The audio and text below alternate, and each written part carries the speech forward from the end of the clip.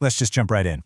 Look, we are about to break down what might be one of the wildest, most jam-packed shifts in AI history. And I'm not kidding, if you blinked this past week, you probably missed the whole thing. We're not talking about progress over months, we're talking about a fundamental change that went down in like 48 hours. And that really is the heart of it. We've gotten used to a certain pace, right? But this was something else entirely. What felt theoretical just a week ago suddenly became very, very real. And it all happened over one crazy weekend. So, how did this all go down? Well, it was a rapid-fire sequence of events. On December 19th, some really crucial groundwork got laid. Then, bam, on the 23rd, the digital world got a massive shockwave. And right after that, on the 24th, the physical world got its own upgrade. It was a serious 1-2-3 punch. To really get what happened, you have to change how you're thinking about AI. For the last year or so, we've all been talking about AI as a kind of digital employee, right? A chatbot you hire to do a task. Well, this past week wasn't about hiring them. It was about equipping them, giving them a full toolkit, a physical body, and a whole world to operate in. And this slide just nails the difference.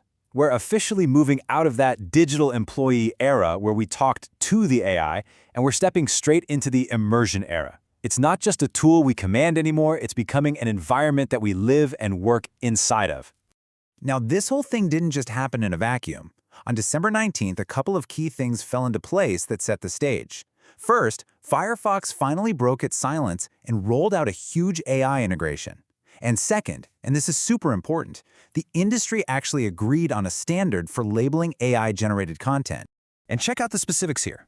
A 10% display rule for visuals and audible markers for audio, these aren't just tiny details. These were essential guardrails, you know? Foundational steps toward transparency that were put in place right before the floodgates were about to open. So with that stage set, the first big shockwave landed. And it came from one of the biggest platforms on the entire planet. This is the moment AI stopped being something we just talk about and became something we can actually play inside. Yep, you heard that right. On the 23rd, YouTube just flipped a switch. It's not just for watching videos anymore. It's now a platform where you can generate playable, interactive games on the fly. That is a massive pivot from just passively watching stuff to actively creating with AI.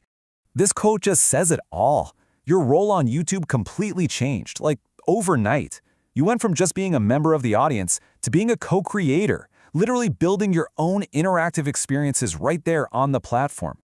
And just as our heads were spinning about these new digital playgrounds, AI got a massive upgrade in the physical world. The abstract agent in the cloud was finally getting a body. The big showcase for this was something people are calling the Robot Olympics. On Christmas Eve, a bunch of new research dropped that showed a huge leap forward in what they call embodied AI, which is basically just a fancy way of saying robots that can actually navigate and deal with our messy, unpredictable real world. And we are not talking about simple factory tasks here. No way. The new benchmarks are all about the home. We saw agents learning to handle fragile dishes, get around cluttered rooms, and yes, believe it or not, even managing dog poop bags. It's funny, but it's also a huge deal. The robots are finally learning how to do the chores that we all hate.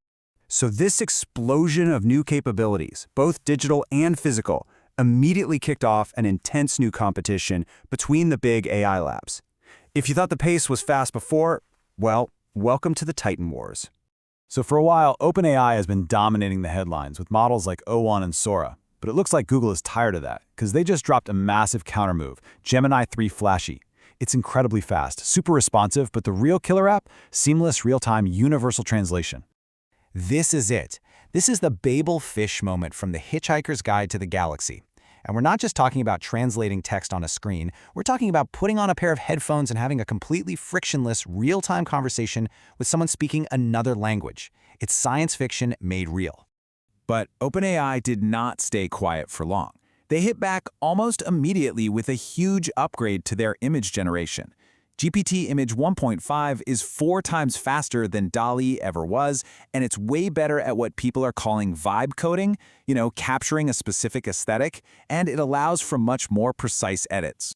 And it's so important to remember that this isn't all just happening behind the closed doors of these giant companies. The research community is moving just as fast. The release of open-source tools like GLM 4.7 and OpenTinker is pushing the science of agentic reasoning, making agents smarter, forward for everybody.